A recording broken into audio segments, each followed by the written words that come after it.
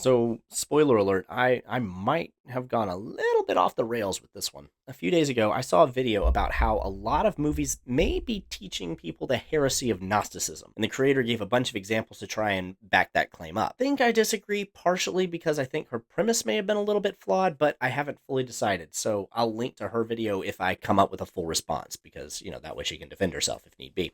But I bring that up because one of the examples that she brought up made my gut react with, no, that's a bad example. It was really reflexive, but of the many examples that she gave, Free Guy of all things was the one that most bothered me. When I have a gut reaction like that, I like to figure out why. Why did I react that way? I've been weirdly introspective since I was a teenager. I thought the movie was, pretty entertaining and a great way to spend an evening with my wife, but I didn't develop any kind of an emotional attachment to it, so I don't think it was really an emotional reaction of how dare you attack something I like. So maybe I had subconsciously noticed something about it that I needed to parse through. After a little bit of thought, I remembered that there was one scene that I did view through the lens of my faith specifically that did give me an emotional reaction. I hadn't really thought about it that much since I saw it, but maybe my fondness for that one scene caused that reaction. So I started thinking through aspects of the story, kind of extrapolating from that one scene.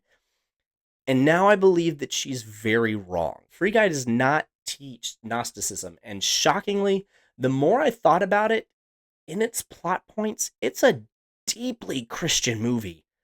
So much so that it's nearly a Christian allegory. So, caveats. It's not like a perfect Pilgrim's Progress, everything represents something allegory. There are parts that can't be made to fit into my reading. But it doesn't have to be.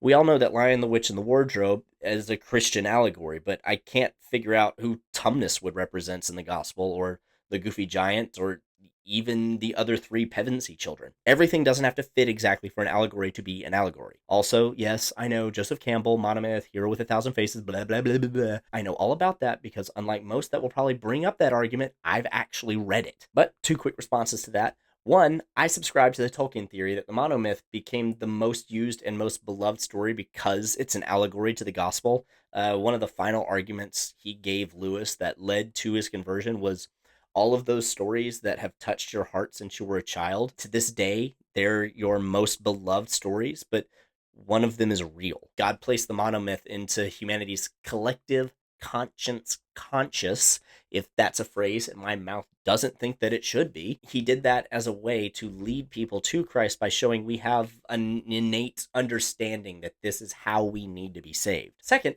this isn't a gospel allegory, it's a Christian allegory, and more about the life of a Christian after conversion and through to the end of Revelation, in a way. So there's not a whole lot of the monomyth as outlined by Joseph Campbell inside of my theory and extrapolation that can't also be just chalked up to the standard 4-act structure. Yes, I say 4-act. Come at me, bro. So the movie opens with Guy's narration introducing us to the world. This is Free City.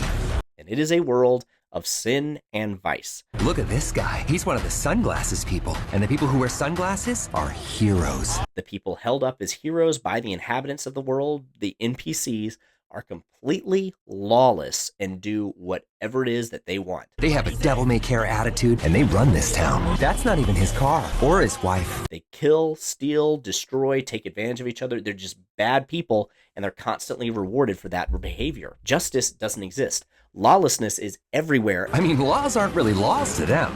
They're more like mild suggestions. I don't think he's gonna return that car or that nice lady. And it's celebrated. See what I mean?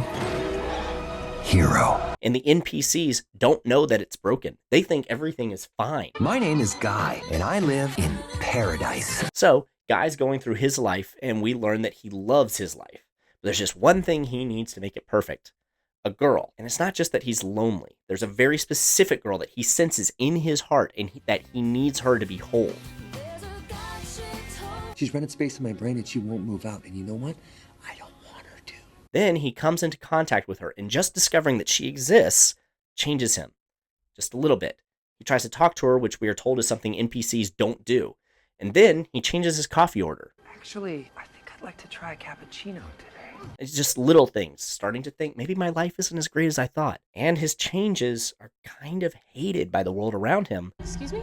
I'd like to try a cappuccino. You get a medium coffee, cream, 2 sugars. That's what you get. That's what everyone gets. Every day, always. Somebody's about to get shot.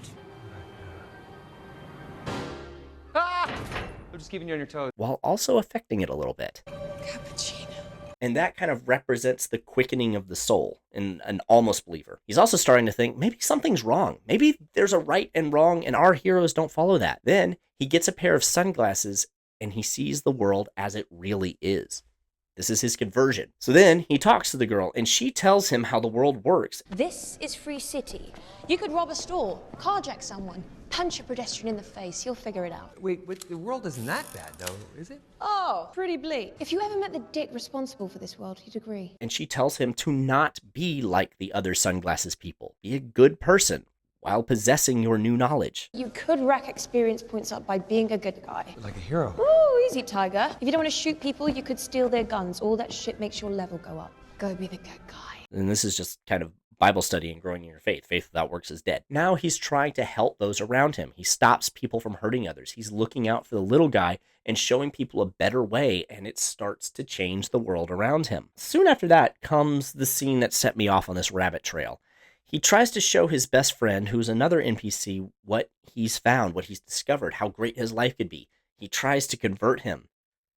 His friend won't do it. The guy is trying to change his life for the better, and he won't do it. What if I could tell you that you could be more, your life could be fuller, that you're free to make your own decisions, your own choice? Puppies changed my life, and they're gonna change yours too. Come on now, you know we don't wear sunglasses. We do now. Put them on. No, life doesn't have to be something that just happens to us. Right? Just put the glasses on, and you're gonna see. You're gonna see. I can't, okay? I'm sorry.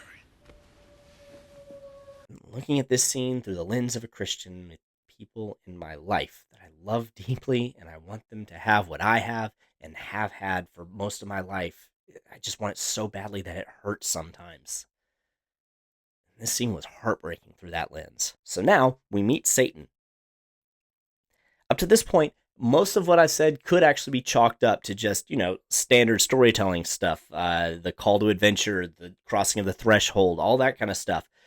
But now the allegory gets plausible.